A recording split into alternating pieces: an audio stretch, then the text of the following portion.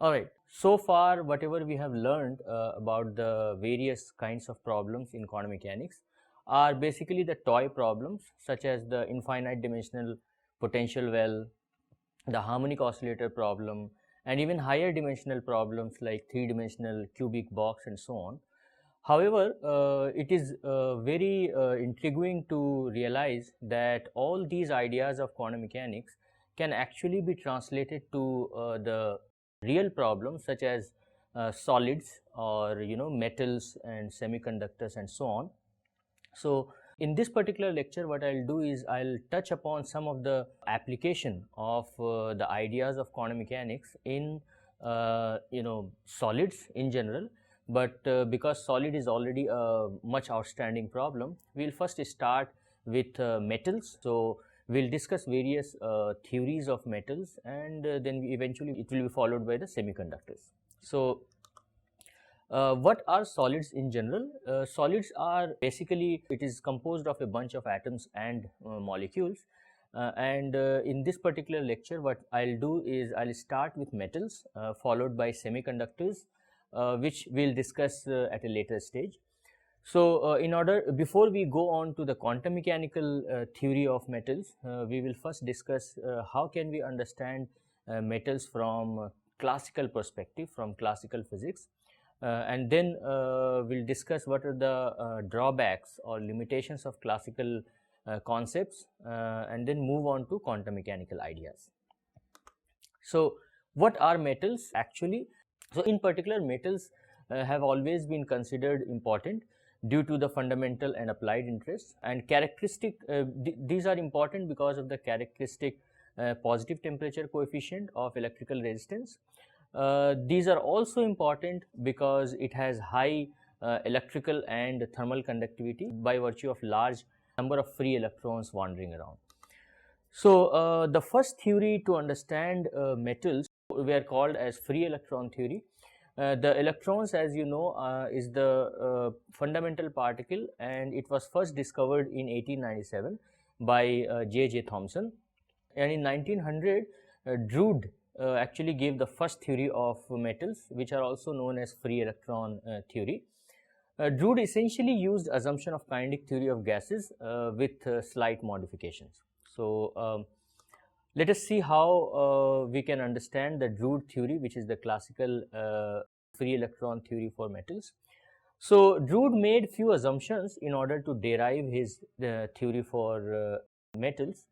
The first assumption that he assumes, so if you know, any solid is composed of atoms and nuclei, or also called cores. So if I want to understand the properties of a solid, I really need to understand how these particles interact with each other. So Drude made few assumptions before actually deriving his classical theory. The first assumption he made is that the positive charges, which are also called the nuclei, are immobile, so they are not really moving as such, and the valence electrons, which are actually revolving around the orbits, get detached, and it actually wanders freely in metals. So it doesn't care how the positive nuclei are arranged in the solid. The second assumption what Drude make is he assumes that the electrons in the solid do not interact with each other. So he completely neglects the electron-electron interaction. This is also sometimes called the independent electron approximation. The third approximation which he made is to assume that the electrons and the core do not interact with each other, which makes electrons to move free in the whole solid. And the only way electron can see cores is via some kind of scattering, which we'll discuss. Now, the typical free electron density in metals is of the order of 10 to the power 22 per cubic centimeter. So the scattering which Drude assumed, with which the electron sees cores, actually is related with something called relaxation time. And the probability of scattering in time dt is dt by tau, where tau is the relaxation time, or it is also called the mean free time. The relaxation time is assumed to be independent of position and velocity of the electron. So if I consider a solid it doesn't matter which electron I am talking about and where does it placed, which position it occupy. The relaxation time is independent of that. So all the electrons has a similar kind of relaxation time in the solid. And then he moved on and tried to calculate an expression for the electrical conductivity.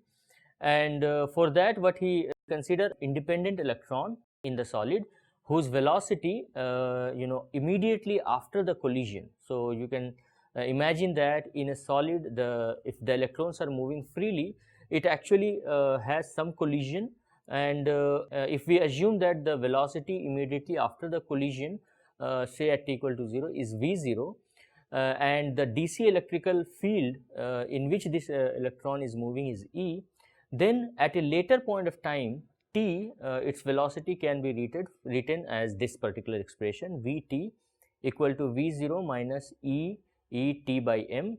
And you can see this schematic on the right hand side, which basically tells the direction in which the electron should move as compared to the electric field direction. And I can write this expression Vt provided the electron does not suffer a collision in between, because if the electron suffer a collision, it will change its direction and we cannot write this particular expression. So within this particular time in which the velocity has changed due to this electric field, this expression can only be written if the electrons has not suffered a collision in this particular time scale. Okay.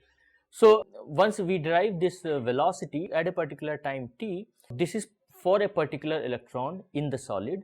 However, if we try to evaluate the properties of the entire solid, I really need to calculate an average velocity. So this is what is an expression for the average velocity here. You can see here basically the right hand side has an average over V0 and an average over time t. The average over V0 actually vanishes because of the random direction. So what we are left with is an average velocity V to be equal to minus E times tau divided by m, where tau is nothing but the relaxation time. This velocity is often also called the drift velocity. Now, if n is the total number of electrons per unit volume in this solid, then the current density can be defined in this form, which is a well-known expression you must have already read during your high schools and undergrad levels.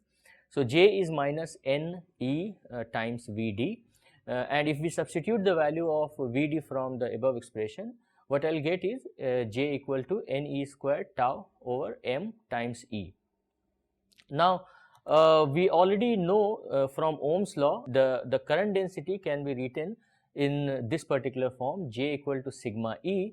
So if I compare this with the previous expression which we derived for the current density, then I can evaluate the value of the electrical conductivity sigma, which will be Ne squared tau by m, and the resistivity will just be the reciprocal of the conductivity, so rho is equal to 1 over sigma.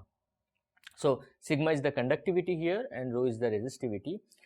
Interestingly, if you look at this expression, the conductivity sigma only depends on few properties of the system. One is n, which is the electron density. The other one is the relaxation time tau, and the m is the mass of the electron, E is the charge of electron. Now you can see that this particular expression has no temperature dependence. However, there are realistic materials where actually conductivity has certain temperature dependence, and it also depends on a few other properties of the material. So this expression, although is a very compact expression, but it has certain drawbacks. But before we move on to look at the drawbacks and see how can we overcome these drawbacks, let us first look at some numbers. So in this particular slide, what I have shown is what is the typical resistivity of a copper metal. The typical resistivity ranges from say 0.2 to 1.8, and these are the typical values at the two temperature. I have written at 77 Kelvin and 273 Kelvin. Now, how can I define the mean free path from a very basic perspective? The mean free path L can be defined as Vrms times tau, where Vrms is the root mean square velocity. We also know that the half mv squared is equal to 3 by 2 kbt, which is mainly coming from the equipartition law. So we can actually evaluate the RMS velocity, which is root under 3 kt divided by m. Now let us look at some numbers. So the typical values of the relaxation time tau is of the order of 10 to the power minus 14 seconds, and the root mean square velocity is of the order of 10 to the power 5 meter per second. If we use these typical values, we can get an estimate of the mean free path, which is of the order of 10 angstrom. Now the question is, are these the typical values of mean free path or relaxation time that we usually see in the real metals? There are a plethora of different kind of metals that we have in in nature. So if we do that, there are certain discrepancy that we see. What are those? So the conductivity actually depends on temperature, purity of the crystal, and the quality. So there are a variety of different kind of metals that people have seen, and they saw that if they measure the resistivity or the conductivity in the laboratory, the conductivity actually has a dependence on the temperature. So it is not a constant as a function of temperature. Then it has also been observed that the mean free path that realistic metals has is much larger, and in many carefully prepared systems. They also observed that there are some small contribution of temperature to the specific heat. So all these properties which actually does not follow what classical theory tells puzzled the academician and researchers, and at this point of time there was a worry how to really understand the experimentally observed properties of the metals. So this is just one more slide on how the specific heat can be evaluated from classical law. And as we know that the energy of a solid can be written in as two parts. One is the ionic or the lattice part, which is 3 Na times kBt, and there are also free electronic part, which is 3 Na times half kBt. This is purely the law of equipartition of energy, and such that the specific heat Cv can be evaluated from the temperature derivative of this energy, which turns out to be 4.5 R, which means that the specific heat is constant and it doesn't depend on temperature. So as per classical theory, Cv has no temperature dependence, but once again in the real metals, in the real systems, specific heat indeed depends on the temperature. So we need to really come up with a more sophisticated theory to understand this behavior, not only specific heat but also the transport, the conductivity, resistivity, and so on. So at this stage, Sommerfeld came up with a new model which is also called Sommerfeld model, and this model is purely based on quantum mechanical ideas, and these are some of the underlying assumption for under this model. So Sommerfeld used all the assumption of Drude except that the treatment is based on quantum mechanics and quantum statistics.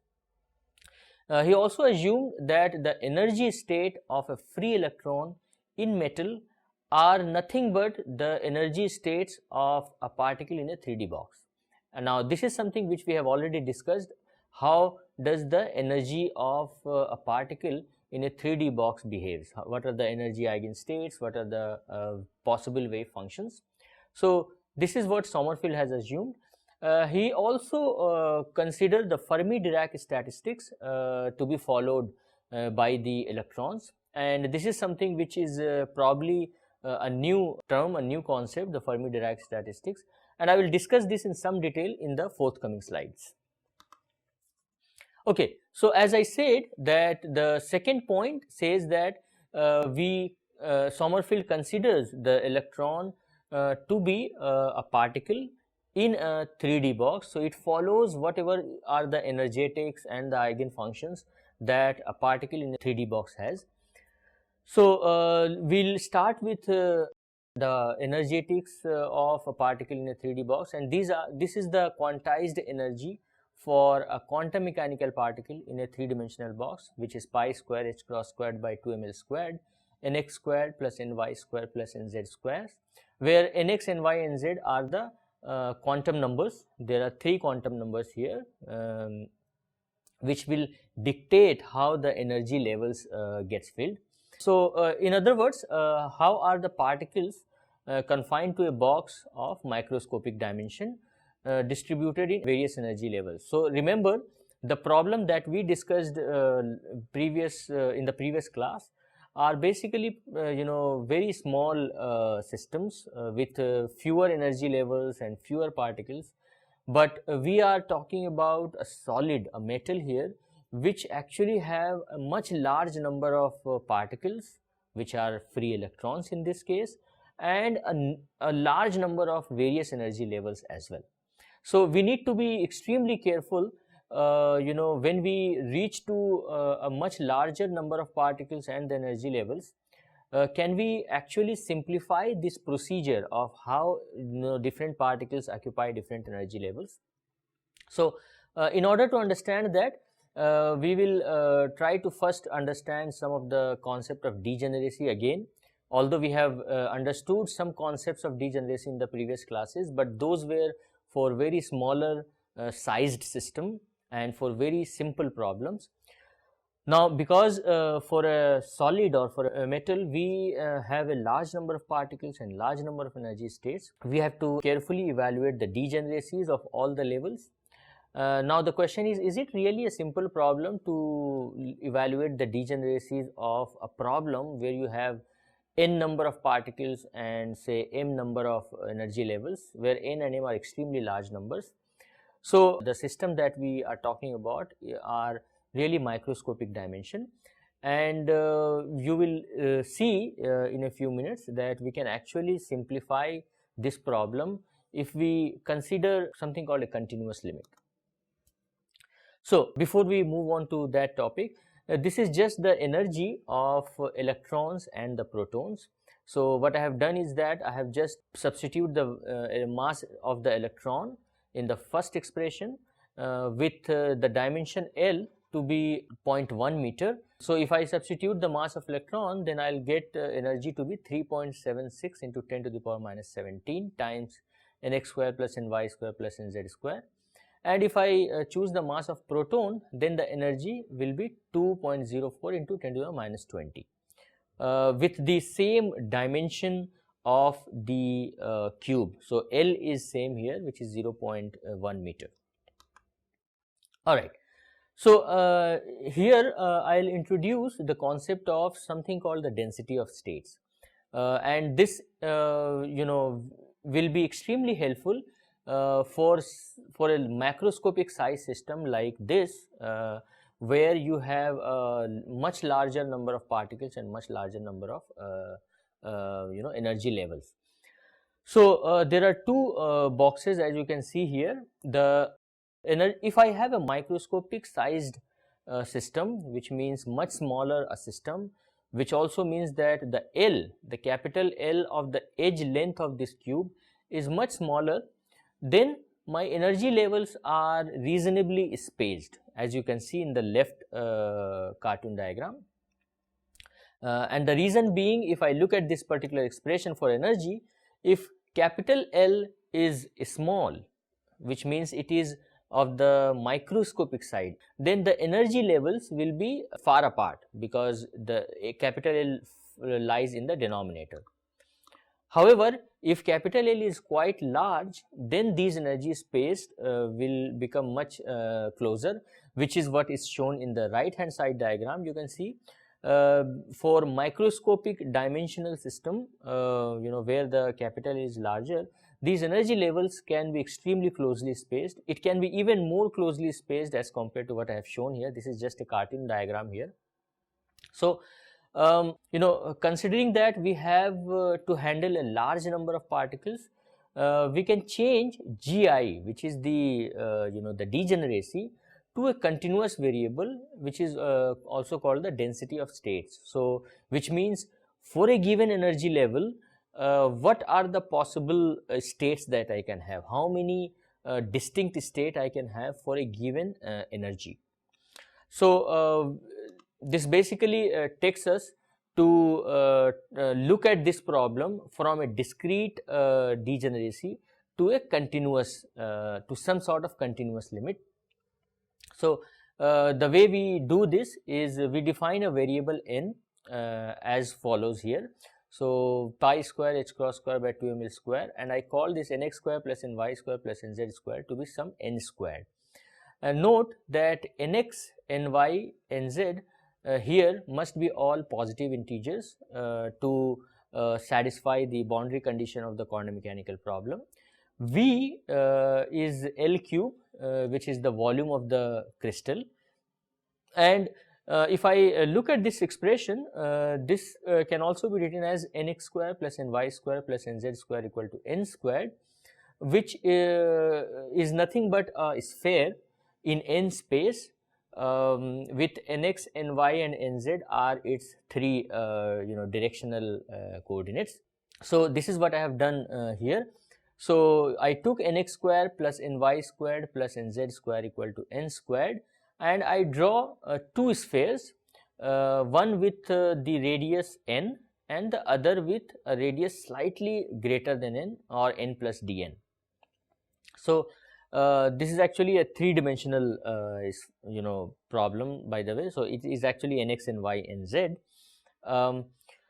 Now in this particular diagram, what I am really showing here are that these solid circles, the small solid spots, are basically the position of the electrons, for example. So if I calculate the volume of the shaded region, which is the green part here, which is the volume of the region between a sphere of radius n and a sphere of radius n plus dn, then one can show that the volume of this shaded region is nothing but 4 pi n squared dn. Now if you look at the right hand side corner, I have drawn a small cube in that, and this cube is drawn such that each of these points, solid dark point, each of these points lie on the corner of this cube, which means the number of points or the states per cube cell is 1. So basically each of the points, because it lies at the corner, so 1/8 of each of these points are contributed in this particular cube, and as such the number of points or the number of states per cube cell is 1. Also the volume of the cube in this space is 1. So we considered that the edge length of each of this cube, each of such small cube is 1, so the volume is 1. Why are we calculating all these quantities will be clear in the next slide. So the way we define the density of states is the number of states in this particular volume, which is nothing but the volume in 1 octant, which means it is a three-dimensional problem, but we can only take the volume for the region where nx, ny and nz, all of them are greater than 0. So if I calculate the number of states in this volume, I'll have to calculate the volume in the 1 octant divided by the volume of the cell, and this will give me the density of states. So Gn dn is 4 pi n square dn, which is the volume of the full regime, but it has to be divided by 8 because I can only have the volume, I can only take the volume in one of the octant where nx and y and z are all greater than 0. So this will simplify to pi n squared dn divided by 2. We have to also multiply this by a factor of 2 due to the spin degeneracy. Now spin is also one concept which we have not discussed in this particular course, but probably you have heard previously in some context, but we'll discuss this also briefly in the next few slides. So this gives me the total number of states possible in the range between n and n plus dn, and this will be pi n square dn, because I will take into account the spin degeneracy factor to multiply by 10. Alright, so the density of states in the n space, the number space, is Gn dn equal to pi n square dn. We can actually write this density of states in the energy space by just changing the variable from n to E, and we know that E is related with n by this expression. So if I use this expression, I can calculate dn, and then we substitute this value of n squared and dn in the final expression for the Gn dn to get the density of states in the energy space, which is given by the last expression, and you can actually substitute it and see. The volume of the cube or the volume of the crystal is L cube. So the final expression for the density of states in the energy space will be this, which actually is proportional to e to the power half. So I can actually plot this density of states Ge as a function of E, which is nothing but a parabola, because Ge has a dependence on E as e to the power half. Alright, so now we all know that electrons are a specific kind of particle which are also called fermions. Okay, and in order to understand the the transport properties or other properties of a system involving fermions, we need to better understand what are the properties of electrons, or what are the properties of fermions in general. So at this point of time, I'll take a little bit of sidetrack and try to understand what are the different type of particles that we have in general, and eventually proceed to understand fermions, or what kind of distribution function fermions follows, or electrons in particular follows, because those distribution function is going to be extremely important to understand the properties of metals from quantum mechanical theory. So let us discuss the same. So what are the different types of particles that we have in nature? So there are two distinct kind of particles. One are the identical particles, the other are distinguishable particles. Now under the identical particles, there are two subtype. One is called the boson, or it is also called the Bose particle, and the other is called the fermions or Fermi particle. And under the distinguishable side, we have all the classical particles basically are distinguishable particles, and they are also called Boltzmann particles. So how do we really distinguish further?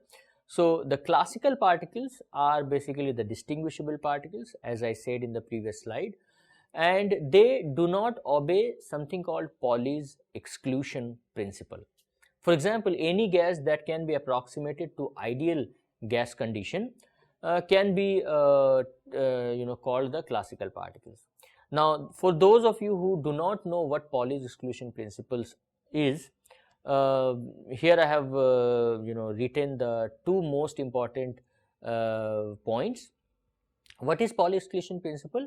So if I have a quantum mechanical problem, I have a quantum mechanical system, then what Pauli's exclusion principle says is that two or more identical particles or spin half particles cannot occupy the same quantum states simultaneously in a given quantum system. So if I have a quantum mechanical problem, and of course I will have different energy states in this problem, Pauli's exclusion principle demands that none of the state will have two or more identical particles. None of the system will have more than one particle in each state. In other words, there is other way to say about this principle is, with respect to the exchange of two identical particles, the total wave function is antisymmetric, which means if I have a system where there are different particles occupying different states, if I exchange any two particles from their initial state, the final wave function after the exchange will have to be antisymmetric, which means the wave function will take a negative sign due to the exchange of the position of any two particles. Now, this Pauli exclusion principle is mainly followed by the fermions and not by bosons or the classical particles. Okay, what are the quantum particles? As I described, boson and fermions. So the quantum particle, there are two types. One is bosons. What are bosons? These are basically indistinguishable particles which do not obey the Pauli exclusion principles. And some of the examples are photons, which has spin 1, helium-2,4 atom, which has spin 0, and these are the particle with integer spin, by the way. There is another type of quantum particle which is called fermions, and these are also indistinguishable particles, but they obey Pauli exclusion principles. These are the particles with non-integral spins. Some of the examples are electrons, protons, neutrons, and helium-3,2 atom. Okay, let us take an example. We take an example to demonstrate how the difference of the nature of the particles can change the distribution. Now, we are slowly moving towards something called the distribution or the distribution function, which is nothing but the arrangement of particles at different energy states. And we wanted to understand, based on what kind of particle we are talking about, how does these arrangement or the distribution changes, and eventually how does the distribution function will look like for these different type of particles. So we will introduce some basic assumptions involved in the derivation of statistics that is going to follow. All right. So the first example, it's a very simple example. What we consider is that suppose there is a system which has two particles A and B. It has three energy levels with energy 0, epsilon and 2 epsilon, and it has four levels in which the particle can exist, and it has a degeneracy of 1, 2 and 1. So the first level can have the degeneracy 1, the second 2 and the third as 1. The total energy of the system has to be 2 epsilon. So it is constrained that whatever arrangement you put the particles in different states, it has a total energy of 2 epsilon, and the occupancy of the three energy levels are N1, N2 and N3. So this is what is the typical schematic diagram is. So we have three energy levels, one with energy 0, the other with energy epsilon, and the third one is energy 2 epsilon. The energy epsilon, the levels which has energy epsilon are two-fold degenerate. So they are, there are two levels which has the same energy E, and a distribution mean the number of particles arranged in particular states with certain energy, which is what we wanted to calculate depending on what kind of particle we are talking about. So the first type, let us discuss the classical particles where the particles are distinguishable. So I can distinguish particle A from particle B, and these are the possible distribution I can have. You can see that in the extreme top left box, I have arranged the particle A in the energy level with energy 2, in the level with energy 2 epsilon, and in the level with energy 0 I put the atom B. And you can see, because the level which has the atom B has 0 energy, so the total energy of this system is 2E, which is what is a constraint.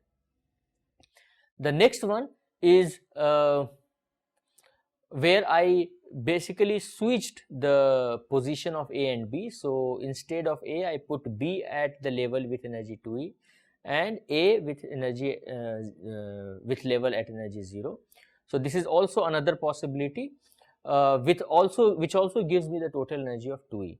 There are also other possibilities like putting both the particles A, B at energy at one of the energy level with energy E, put AB in the other level at energy E, put one each A and B at the two levels with energy E and BA with energy epsilon, and all of these definitely will give me the total energy of the system to be 2E. Okay. Now, so there is something called equal a priori probability, which what is really interesting here, as you can see, is that the lower 4 possibilities are basically, there are 2 particles in the middle energy level with energy E in all of these. However, in the upper 2 cases, there are actually 1 particle in energy level 0 and the other particle at energy level 2E. And there are 4 possibilities in the lower case as opposed to the upper case.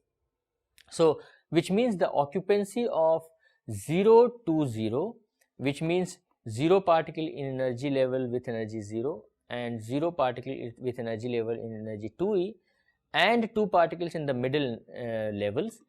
This particular occupancy is twice probable as compared to 101, which is the upper one. So, in case of classical particle, these are the 6 possibilities that is possible to arrange the particles with the constraint of the energy to be total energy to be 2E.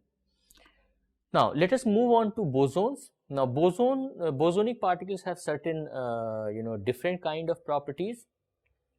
The first property is that they are identical particles. So, in this case, I cannot distinguish A from B. So, definitely if I look at these 2 arrangement, the top right box I cannot have it because I cannot distinguish A and B. Similarly, from the lower boxes, I cannot have the extreme right bottom arrangement because of the identical nature of the particles, which means I will only have these possibilities. So, X in energy level 2E and X in energy level 0 and the rest here. So, I have basically made A equal to B equal to X here. So, I have no way to distinguish between these 2, and definitely the occupancy 0 to 0 in this particular case is thrice as probable as compared to 101, which is the top box. Now, let us look at the fermions now. Now, fermions have another special property that it cannot have 2 particles in the same energy state at a time. So, which means that if I come back here, the bottom 2 left box will not be possible, which has 2 particles at the same state. So, those are discarded.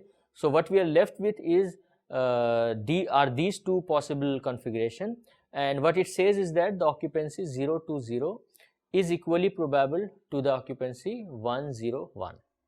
So, these are some of the toy examples with a very simple configurations. However, the general problem is more complicated. It's not as easy as this toy problem. And what does a general problem demands here? So, if I have a fixed amount of energy and a fixed number of particles, and also I am given a set of energy levels EI with degeneracies GI, then what we really want to calculate is the most probable set of Ni, that means what are the possible set of energy configurations, which gives me equilibrium scenario. And finally, we also will assume that the energy is given to the system by heat at a temperature T. So, this will bring me to discuss few more examples of configurations, and from now onwards I will mainly stick to fermions, because that is what is going to be important for us in order to understand metals. So, this is again a simple example.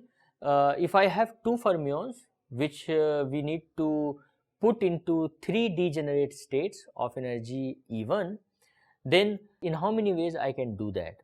So, you can see that there are 3 energy states and I have 2 fermions, and I can have these 3 possibilities. So, 2 fermions occupying the first 2 levels, the last 2 levels, and the first and the third levels.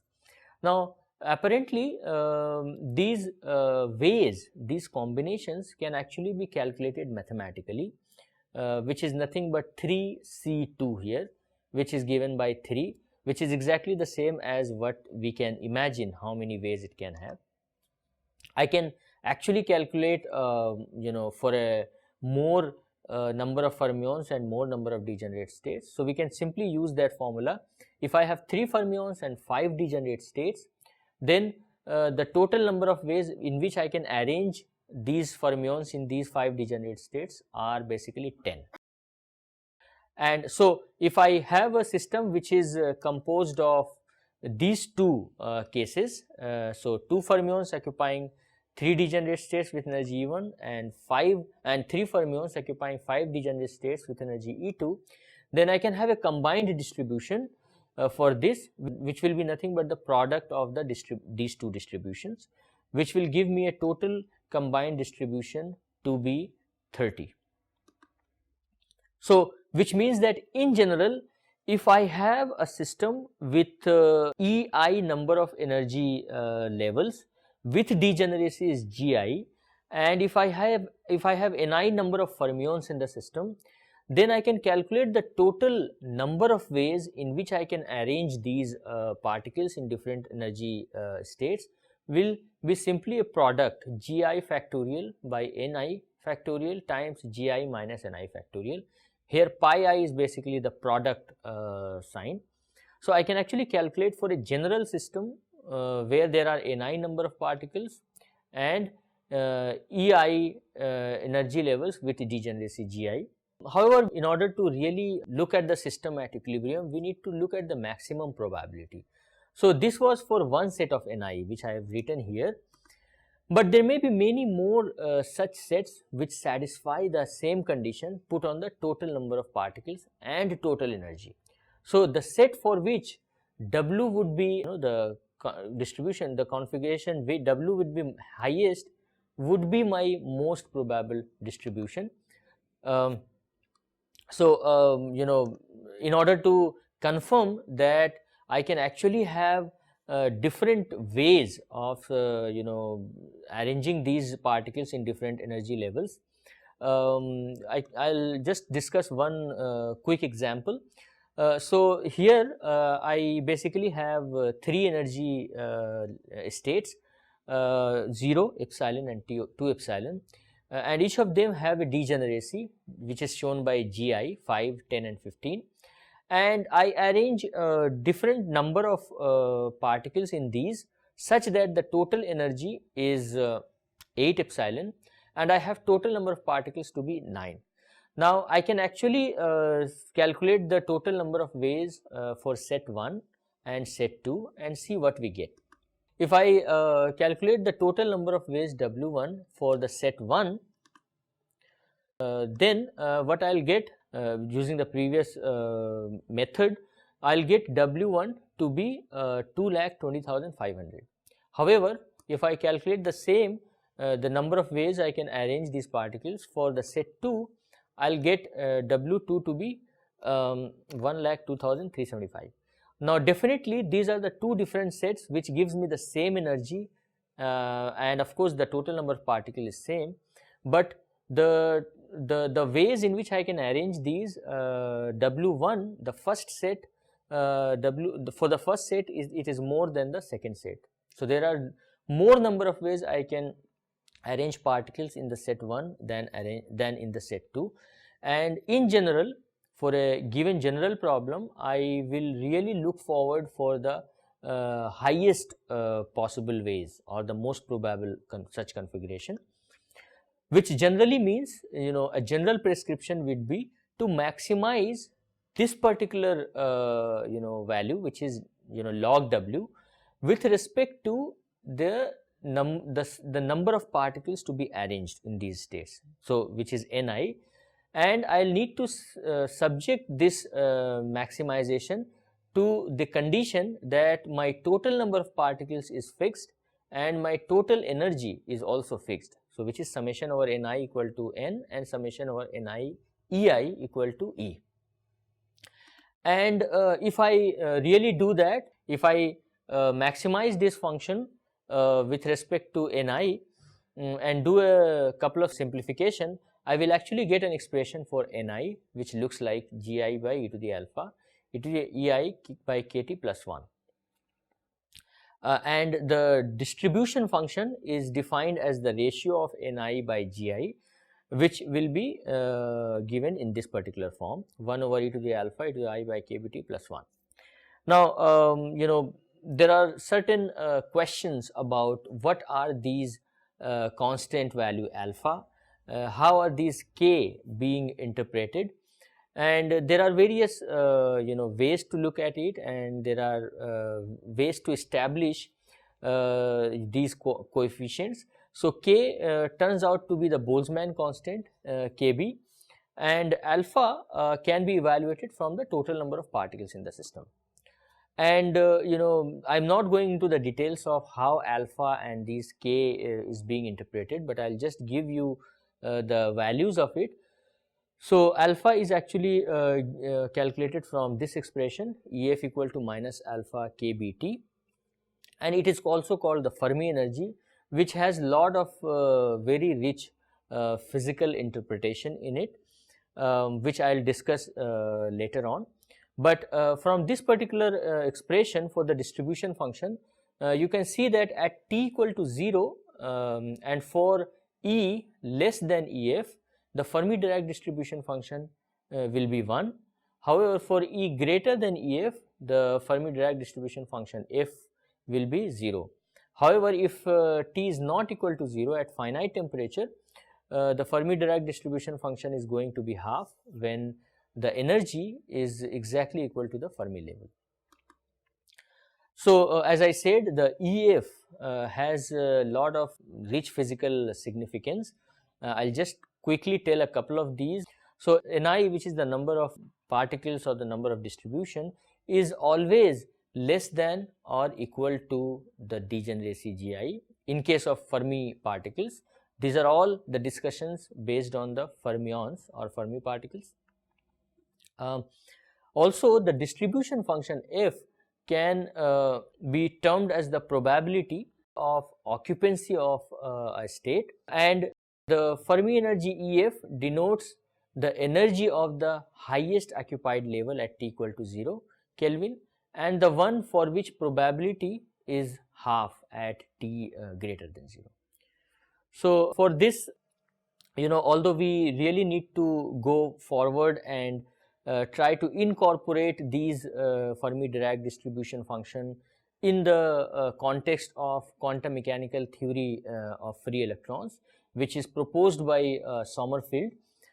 So, in the next lecture, what we'll do is we'll try to incorporate these distribution function, the Fermi Dirac distribution function, into the context which we have discussed previously in the previous part of this lecture, and try to see if I can better understand, for example, the specific heat behavior from quantum mechanics.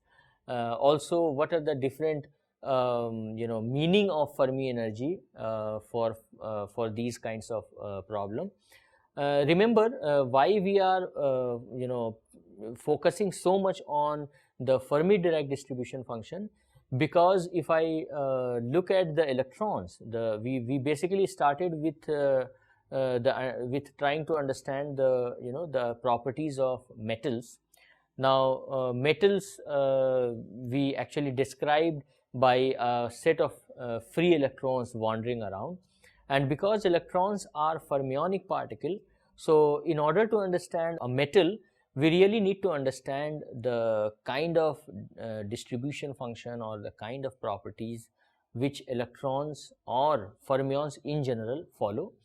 So that is why we have focused more on the Fermi Dirac distribution function, but one can actually also evaluate these distribution function for classical particles and bosonic particles, which have a different form because of their nature, because of the nature of those particles.